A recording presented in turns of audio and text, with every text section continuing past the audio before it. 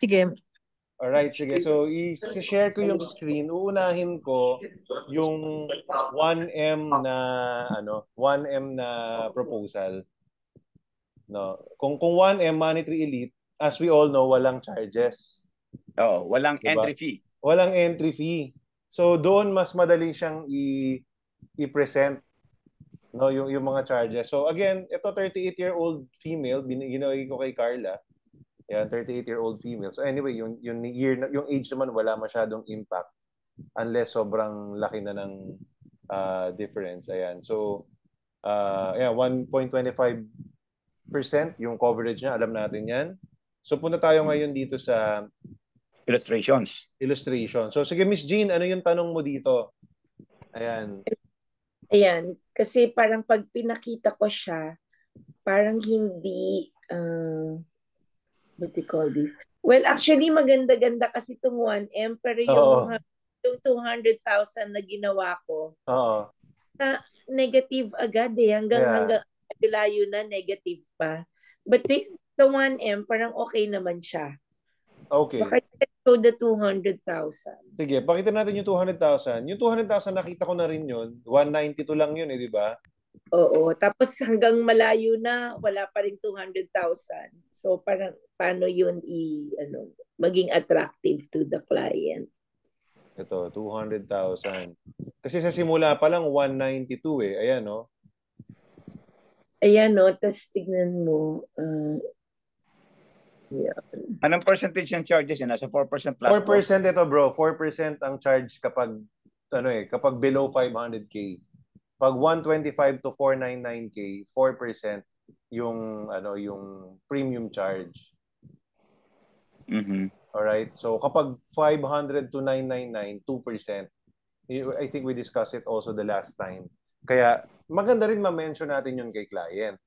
'Di ba? Na that can also be our way to upsell the minimum. Yung kinukwento nga ni Argel, 'di ba? Sinabi niya, kung kaya mo sanang i-500, i-500 mo, pero naintindihan daw ni client 'yon.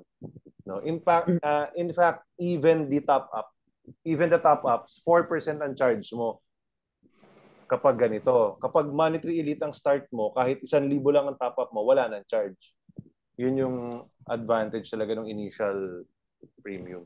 So sige, Miss Jean, ito yon. So, ito yung tanong ni Miss Jean, paano natin ito i-present ng maayos kung ganito yung illustration sa simula pa lang, negative na kaagad yung pera niya. Ay, parang yata, depende pala sa age. I think, malaki pala yung difference kasi I made yung Okay.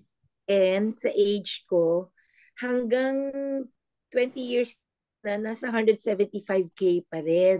Okay. Dahil sa insurance charges. Oh, yeah. Okay. That makes sense. This one, oo. Kasi this one is okay na eh. After Yeah, a 5 years lang, Miss Jean. Bawi na eh. yun. Sobra ko tanda. Kaya, so at least, minsan ino-offer din sa matanda, di ba? So that's the effect pala. At higit sa lahat, kasi nga, heavy on may entry fee pa siya, kaya mahirap maka-recover. Upfront charge yan. So siguro, kapag matanda, 500 and above. Doon pa lang. Hanggat maaari, elite talaga Elite pinag-usapan. talaga, If you are trying to live off interest, let's make sure na ang kausap natin may pamuhunan para to live off interest. Tulad halimbawa, ang una mong ibibigay na presentation diyan, 5 milyon. Pinakababa 5 milyon. Hayaan mo siyang tumawad o magdagdag. Kung hindi tumawad, 5 milyon na close mo. 'Di ba? Hindi, kung naliitan, doblehin natin. Hindi, yung effect pala nung age kasi on the 10th year, nasa 6,500 yung yung charges. Pero hindi mo pa nalagay in consideration diyan yung quarterly benefit, hindi naman nakalagay diyan eh. Actually, nandito siya pero nasa right eh. Itong sa extreme right, itong annualized payout, ito yung potential dividends natatanggapin. Pero nakabawas na yan dyan eh. Oo. Kung i-add mo yan dito sa column 1, lumapit na ang value mo. Actually, maganda yun, Miss Jean. You can try to add that. No? Tapos tignan mo wag mo tignan sa 3%, tignan mo dito sa 4% or sa 5%. May 5%. Oo, kasi na 6%, right? Historical natin, gano'n naman eh. Tuloy-tuloy eh. Minsan lang sumablay. Ganon. So dito mo sa 5% tignan, after 10 years, i-total mo yung amount ng dividends. Ganon. Yun. Doon Yeah. mo lang ibangga sa 5% tapos kahit ibalik mo rito sa 4%. Gusto mong kung gusto mong dito, conservative yung returns, pero yung payout naman ng dividends, pwedeng doon tayo sa 5% tumingin kasi maganda talaga yung performance. So ikaw mismo na-experience mo 3,200 3 months. 'Di ba? So alam natin na 12,000 yun in 1 year. Ganon. Doon pa lang maybe it can already offset the cost of insurance na 6,500 na. Ganon. Okay. So pwede pong ganon. Ayun, salamat. Yun yung maganda rito sa proposal. Nandito sa kanan yung dividends na Maglagay ka ng sample na 5 million, bro. Sige. Kasi that will eliminate all the Hindi, gawin natin, negativities. let's change the age. So patandain natin si Carla. Gawin natin 58. Ayan. So 1966. Oo, kasi most likely yung mga ganong age yun yung may perang 5M. Ayun yung may mga sakit na kukuha na ng plan dito. Oo. Na GIO, no? Oo, na Oo. Sige. So, edit natin. Gawin mo na lang 60 years old. Sige na po. Senior. Tumawad nga ako para hindi halata Ayan, sige. So, 1964. So, 60 years old. Okay.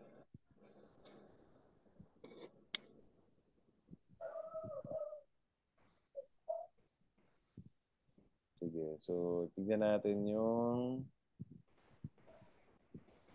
By the way, you have to choose yung income paying. Yung nakaraan na dineklara is 1.65%, di ba? Yeah. 1 quarter lang yun. 1 quarter lang yun. Oo. Kung 5 million yan, kikita ng mga 82,500 yan. Isang quarter. In 1 quarter. Ito, sa 3% it's 150 Wow. Ang laki, no? Actually, tignan mo to, Miss Jean. Kapag sa elite in 4 years, bawi na Yeah. Kahit 16, kahit matanda. Kahit age 60, oo. So, yun, yung elite talaga yung natin, yung panglaban. Actually, kahit first year pa lang yan, bawi na yan, bro, kung ipasasama mo nga yung kinita sa quarterly. Oo. Hindi pa first naman. Year pa lang, bawi 4.7 minus 150 plus 150. Ano pa lang Mga 4.9 something. Almost. Ayan, sa 3% pa lang yan. If you look at yung actual natin na 1.65, i-times 4 mo yan, that's more than 300,000. Lampas na siya dyan. Wow. Ganda pala. Kaya nga mas maganda usapan dito, sir, magkano pong amount na more or less gusto nyong tinatanggap on a quarterly basis? Baka sakaling tamaan natin. Take a look at the 5%. Ayan, 255. Paano natatakpan ng insurance cost, no?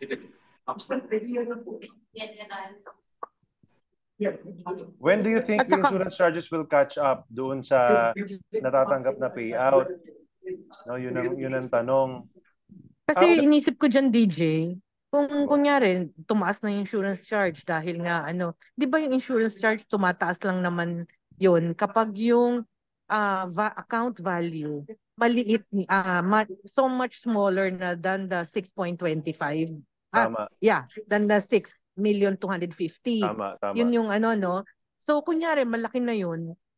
Kumita ka na naman ng ilang 250,000 na annual. Kahit kunin mo na siya.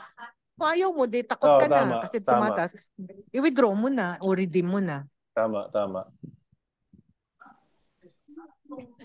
Tama yun.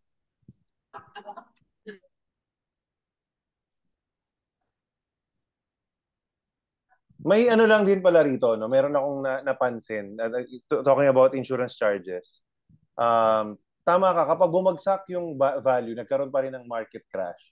From 5 million naging 4 million, tataas yung insurance charge mo So, yun pa rin yung major risk about this product as just like any other monetary. No, na kapag nag-crash yung market, tataas yung insurance cost. Kasi kunyari, instead of 5 million ng pera mo, ang account value mo, magiging 4 million na lang. So instead na 1.25 million na binabayaran mo, nagiging 2.25. So doon ka actually nagkakaroon ng problem. Now, just like what Miss Eva said, I think tayo rin as advisors, binabantayan natin yon kasi baka nga naman by that time, naka-withdraw ka na rin ng payout. Let's say, naka 5 taon ka na 250, 1.25 yon. Kung yung 5 million mo, naging 4 million na lang after 5 years, dapat ipa-withdraw na natin. Kasi mahirap nang makabawi eh. Tapos ang laki ng insurance cost. So, i-reinvest mo siya. Withdrawin mo, lipat natin. Ganun ang gagawin nating strategy rito. Pagkalampas sa 1.25, lampas ka na. Hindi, kapag yun yung insurance mo, bro. Kapag tumaas yung account value mo, ito naman sinasabi ko pag bumaba. Pag bumaba yung account value mo, the problem is tumataas yung insurance cost. Pero, kunyari, ang maganda rito, kahit natalo ka ng 20%, if yung payout mo more than 20%, tubo ka pa rin eh. Huwag mo nang hintayin, huwag ka nang mag-hold. Ang suggestion ko doon, after 5 years, kung mas malaki yung kinita mo sa tinalo mo, withdrawin mo na rin yun. Mas maganda pa nga na at this point naman, mas maganda na huwag mong withdrawin kapag wala ka ng insurance. Kunyari, ang account value mo 6.5 na. Kasi napansin ko dito, let's say dito sa 10%, tumataas din yung annualized payout. No, tumataas yung annualized payout dahil lumalaki yung pera mo sa account. Ganun. Yung base. Although kasi ang basis naman diyan sa pagdating sa dividend is the number of shares. Actually, oo nga, tama. So medyo mali itong computation nila rito eh. Kwan lang, kumbaga if you rely on the proposal mismo, wala. It's really pang barok lang. Hindi ko maintindihan ba't ganun pa kailangan nila ilagay. Actually, tama yung point mo na yun. Hindi dapat lumalaki itong 5% kasi hindi siya. Diba? Baka pwede rin tayong mag-suggest on how it's presented, no? Although yan ang approve ng IC, yan ang pinapakita nila. Siguro pwede rin natin gawin na okay, ito yung pinakita mo yung iPad, pero on the side meron ka ring parang hina-highlight na nakasulat. Dito kasi sila ang ginagawa lang, hina-highlight nila yung negative. Hindi ko maintindihan. Charges, lahat. Pero required na yata kasing ilabas yan. Ito naman actually, naka-highlight yung parang mas malaki yung returns. But tama, dapat din clear tayo doon na number of units ang binabayaran in fact, mababawasan nga ng konti yung units mo, no? So pwedeng may konting impact yun. Kasi ang ibang companies, bro, napapakita naman na kasi presentation nga yan, nagpapakute ka dyan eh. Hindi ko sinasabi magsinungaling ka, ipakita mo yung magandang potential niyan. Tapos, huwag yung naka-frontal naman yung yung ikapapangit. Hindi ko maintindihan paano ko magbebenta pag ganun eh. Di ba? Para bang beauty pageant, ang una mong pinakita kung nasa ng peklat nung kuwan eh. Parang sa kagustuhan nila maging masyadong transparent. Parang detrimental na sa atin. Pero I think kasi Sun Life's proposal, ganito na rin eh. Alam niyo yun, nakalabas talaga yung charges per year eh, sa lahat ng VUL nila. In fact, yung mga luma nating VUL, wala eh. Ganon. So anyway, sige, Diane is raising her hand.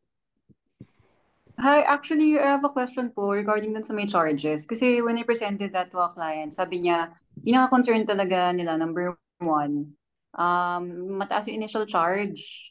Tapos, yung kina-counter ko na lang siya kasi sabi ko, as opposed to, for example, yung mga napaglalagyan ng dividends like MP2, kanyan, may holding period yun eh.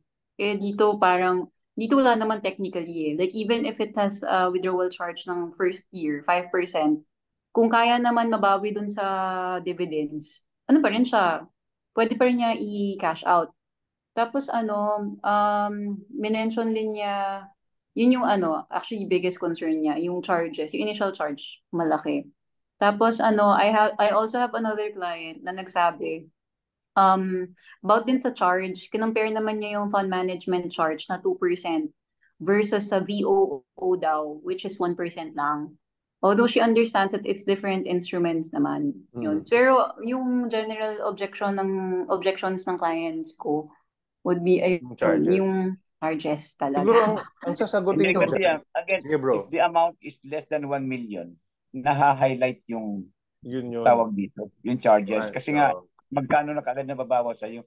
Again, sa tingin kong elite ang pag-uusapan natin, dapat hindi nagiging concern yan. Doon sa liit yan. Sa liit talaga nakikita. Actually, sasabihin ko siya, if just to reword that, I would say na this product is really created for the monetary elite. No, now to accommodate smaller investors, inopen namin, kaya lang meron charge.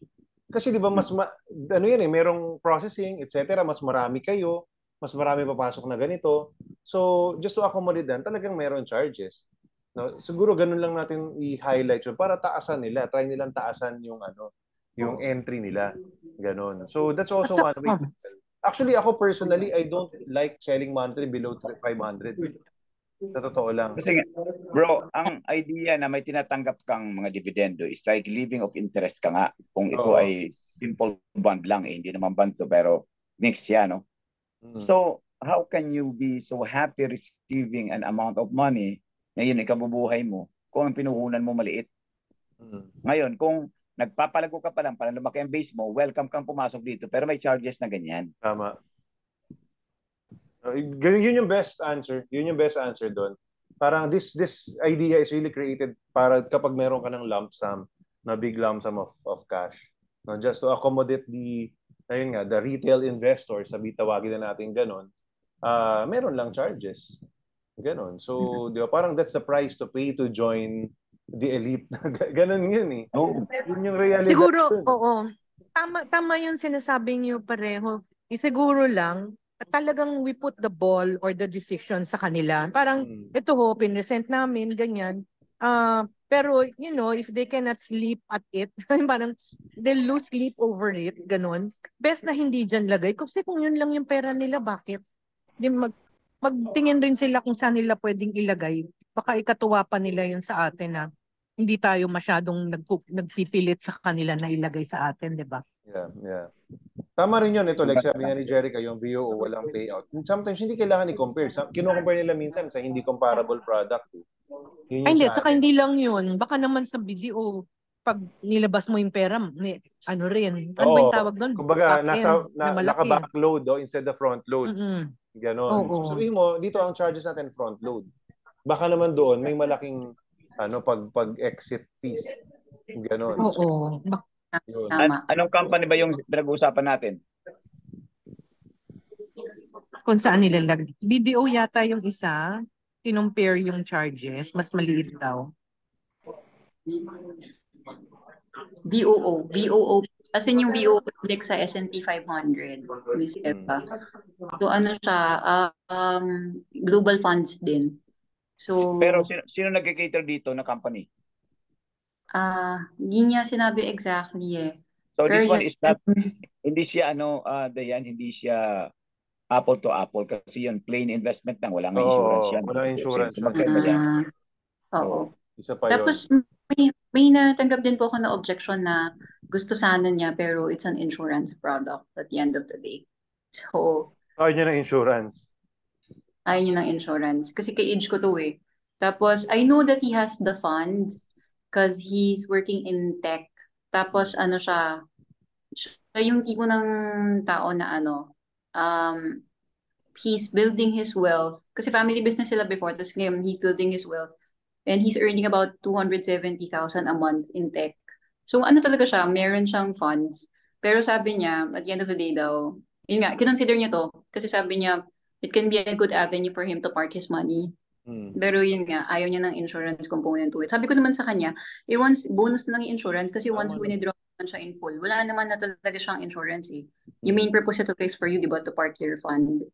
Tapos siya rin yung nagsabi na he wants to consider it pero mataas nga yung charge sa may first few years. And I was telling him nga na taas yung charges niya kasi covered nga nabili na ng EIA yung assets. So, tas covered na rin ng EIA yung sa fund management charge. Kasi di ba net of charge na yun nandun sa, like net of fund management charge na yung nasa may projections. So, sabi ko sa kanya, in the first year pa lang, almost bawi naman na niya eh. And given na yung historical performance, it's 5 to 7 Actually, yun din, yung historical performance sa EIA SG, 5 to 7%. Tapos yung sa atin, parang, I don't know if it's the same funds, kasi yung nasa may proposal natin sa IPOS, yung best case scenario na niya is up to 5%. Pero hindi naman, yun lang yung ginamit niya, pero it doesn't mean naman na Baka It's yun not lang going to actually limit in-approve the ng IC. performance. Hindi naman yun, hindi yun yung parang maximum na rin. Nakalagay din doon. Yeah, Nakalagay sa footnote, yun. no, na hindi naman yun yung maximum. Unang-una dyan, ibabalik ko pa rin yung tanong, no? Kasi tama na yung sagot mo, that's the best way to answer na bonus lang yung insurance. So, tatanong ko siya pabalik, bakit ayaw mo nang may bonus na insurance? Ibalik mo sa kanya kasi minsan trip lang nilang mag-object eh. So, let them talk and talk and talk. Kasi wala talagang reason ba't ayaw mo ng insurance unless talagang i-highlight niya na meron pang charges yan. Now, which is kaya nating sagutin kasi kayang talunin yung charges ng quarterly dividends. Alright? So, palabasin nyo, katuwing merong objection, you feedback the objection kaysa labanan natin agad ng sagot. So, may mga times na may mga objections na talagang parang walang sense kung bakit nila ino-object yun. Ayun. So, kasi tama na yung sagot mo. Alam mo, bonus lang to insurance na to, Dayan. So, hindi yun ang main benefit nito. It's just pampaganda siya ng product natin. No, kaya yan ginawang ganyan para pag kinumpare sa iba, talo natin yung iba kasi ito, meron tayong additional benefit. Ayaw mo ba na may makukuha yung family mo in case something happens? Bakit ayaw mo ng insurance? Siguro babalik ko sa kanya ng ganun. Para siya naman Actually, tama ka, DJ. Yung madalas, ang reason nila kasi yung sa cost. Pero tama yung tanong mo na bakit ayaw nila. Kasi baka may misconception sila about it eh. Because actually, ang ini-insure mo yung fund mo. Hindi naman ikaw talaga eh. Diba? Actually, Parang safety net siya eh.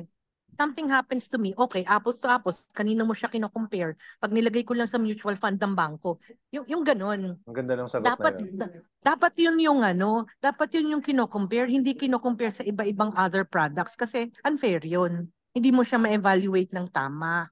Pero pag sinabi mo na, okay, against po na nilagay nyo sa bangko, tapos may mangyari sa inyo, kung ano yung account value, that's it. But here, the account value is bigger. So in a way, kahit makatanggap po kayo ng dividendo, ganito pa rin yung matatanggap ng beneficiary nyo. Tama A yun. lot more. Ang ganda ng sagot na yun, Miss Eva, na yun nga, parang hindi naman ikaw yung ini-insure kundi yung fund mo. Diba? Naalala ko yung objection na ganyan dati, yung sinasabi ko nga, yung ginawa kong example, na ayaw niya kasi ng may insurance. Diba yung bus, sabi ko. Kung dalawang bus pagpipilian mo, yung isa pag bumiyahe ka, meron kang travel insurance, yung isa wala, sakay ka lang. Parehas ang destination nyo, parehas pwede kayong ulanin, di ba?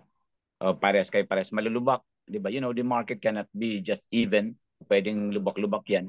Then sabi ko, bakit ayaw nyo po sumakay sa bus na may travel insurance? Ganun lang kasimple yun. Ang ganda nun. So yun, Dayan, lagi nyo lang tandaan, and this is for everyone, every time that there's an objection, there's always a hidden objection. Minsan nga pag hindi natin masagot logically, there's a hidden objection. So instead of answering it directly, you feed the objection back. So you ask, sige, bakit ayaw mo ng insurance? Yun yung kailangan kong malaman. Kasi para siya yung mag-close sa sarili niya or mailabas niya yung tunay na objection. Kasi ito, based on my experience, a lot of times, even ako pag ako yung nag-object sa mga nagpe-present sa akin na salespeople, delaying tactic lang. Ayoko lang mag-decide today. Yun yung a lot of times. Ayoko lang mag-decide today. Ayoko siyang isipin today kasi busy ako sa ibang iniisip ko. So, throw na lang ako ng whatever objection that I feel will throw you off as a salesperson. Ganon. That's what I do as a client. Ganon. So, ginagamit ko rin siya sa training na, okay, alam ko ginagawa mo lang to sa akin kasi tinatamad kang mag-isip or tinatamad kang mag-decide. So, huhulihin kita by asking you questions eh. Ikaw magsalita, wag ako para hindi ka defensive. Ganon. So, yun. Yun lang yun, Dayan. Again, but of course, not everyone is still for this product. Katulad yun kay Miss Eva, kung talagang medyo, binato mo na lahat ng pwedeng sagot and all, baka hindi pa to yung proper time, pero pwede pa rin siyang balikan, Miss Eva. No, para maybe in the future lumabas yung mga other objections niya na totoo. Actually, okay lang naman. Gusto ko nga balikan ACP 100 muna yung bebenta ko. Or baka nga itong Money Tree. Kasi mo kung kumuha siya ng ng A+, di ba? Siguro tatanungin ko si Jen sa client na yan. So sige, so maybe I will fish on sige, so kung hindi mo to gusto, dahil ba matagal mababawi yung pera? Kunyari sa ilalabas mo, matagal magre-return, ganun ba? Kasi kung ganon, o di, tsaka ako malalaman, okay, sige, what if ito na lang katulad ng money tree, pag naghulog ka ng one-time amount, may every quarter kang dividends, so hindi nakatali ng mahaba yung pera mo, mabilis mo mababawi. Maybe yun eh. So I have to fish on the real objection kung bakit if... Pwede niya kasi ipangalan din yan sa apo niya o pamangkin niya, tapos siya ang owner. Habang nabubuhay siya, pero gagawin niyang contingent owner yung pamangkin niya o anak niya. Yeah. Habang nabubuhay siya, Oo. tatanggap. Alam niyo kasi guys, ito Tama. yung I'll try that. itong money tree tsaka yung A+ signature, ang biggest hurdle sa products na ito ay humanap ng client. Ito yung mga products na madali ibenta at madali i-close, sa totoo lang. Yun yung feeling. Sa tamang kliyente. Oo. So kailangan mo lang humanap ng client na may pera at may pambayad. Pag nakahanap ka ng client, you just need to, katulad ng ginagawa natin ito, I like this. No, kahit quick sessions, we need to just think of different scripts on how to handle objections or how to sell it. No, kanina the whole afternoon gumagawa ako ng script ko sa TikTok ko naman, sagutan ng client and advisor, ganun. So gagawin ko yung ganung content. No, iniisip ko kung paano ko ibebenta yung A+, ganun, no, pang education, pang mayaman. You just need to practice this, no, and yung potential na potential na objections. Alright? So tapos yung different avenue kung paano siya i-present. I like yung sinabi ni Rohel na there will be times na insurance ang hanap, estate planning, ibenta mo yung A+ ng estate planning. Ibenta mo na, okay, ito yung kailangan mong insurance, 10 million, o sige, kumuha ka ng 5 million na face amount, 10 million insurance, tapos bonus na lang yung return of premium. Habang buhay ka, enjoy mo yung pera. Parang gano'n naman ang presentation niya. I like that, no? Kasi sabi ko, bagong atake yun. Ganun. Maganda yun. Yeah. Diba? So, estate planning. Sige, magkano kailangan mong coverage? O 10 million. O sige, ito 5 million na A+. Ito yung premium niya. Ano lang yun? 2 million lang yun a year na 5 pay. O 2 million na 5 pay. Ganyan. O habang buhay ka, sir, enjoy mo yung pera mo. Pero nabayaran na natin yung estate mo. Oo. Habang malakas ka, di ba? Pinut up mo na pambayad mo ng estate tax. Kaso nga, ang galing-galing ng pag-alaga mo sa sarili mo, may bonus kang matatanggap. Di ba? Every 2 years may matatanggap ang bonus from AIA. Samantalang sa Pilipinas, pag 80 years old, meron kang 10,000. Pag 100 years old, saka ka lang makatanggap ng 100,000. Ito hindi, every 2 years. Only because you set aside already for the taxes. Diba? Ang ganda nun, yung sinasabi ni bro na yun. Pag nag-gets nyo yun, tapos tamang client lang. Sabi sa inyo, ang daming pwedeng pangbenta ngayon na strategy. Pinag-uusapan natin. Maganda yung mga products natin. So, you just need to be busy looking for the right clients.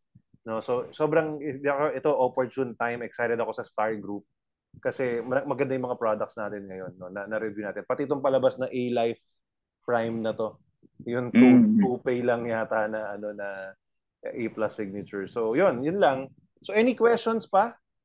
Okay na ba kayo kung paano? Si Ate Jean, siya yung kaya nga yung may questions sponsor. Hindi, okay na. Salamat. Na-alarm lang ako dun sa proposal. Parang I didn't know how to move forward. Thank you so much. Agad-agad na Pag may ganyan tayo, basta call lang kayo. Parang call lang tayo. Kumbaga sa basketball team, time out. Diba? Tama yan. Jean, thank you for raising that. Kasi tinitingnan ko rin kagabi. Yan ang importante para pag pumunta tayo sa kliyente, confident tayo sa gagawin natin at ang chances niya maklose natin mataas. Pero kung hindi pa rin, ginawa na natin ang magagawa natin, pinagtulong-tulungan na nga natin, ano pa magagawa natin dyan. Saka confident tayo. Oo. Basta nandito kami lagi. Yung 60 years old ni Miss Jean. Ayan, so ito yung sinasabi niya. No, age, 180 pa rin, no? Ayan, so actually hindi na talaga bumalik ng 200,000 kung sa 4%. Right. So, ako siguro maybe this is not the right product mix and amount for this client, di ba? Yeah. Ito lang natin sagutin para wag natin pahirapan. Huwag 200K at huwag 60-year-old. Yun na lang. Right. Alam na natin. Baka may bata na pamangkin, anak, whatever. Wala kaya. Actually, yung amount na 200, panghulugan yan. No. Iba yung nangangarap ka ng 10 million, maghulugan ka pag 200,000. Pero may 10 million na, ikaw natatanggap ng 200,000. Ganon dapat ang psychology natin. Kasi nga, living of interest ka na eh.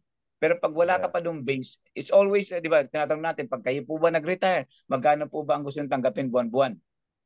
O ganun, or annually. So, dapat mahanap natin yung tamang base.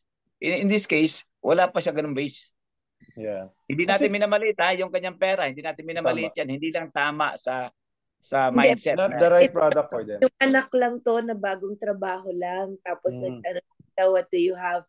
Ang mali ko, ang bago ko siya kausapin, yung sa akin muna ko ginawa, malaking difference yung age ko. Okay. So, kung mas bata, confident ka na.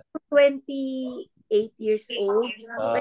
Bata, yeah. 28 sa age niya. Okay pa yun. Matutuwa yun. May return talaga yan. Oo, definitely. Dito naman yung 6.64 okay pa rin eh.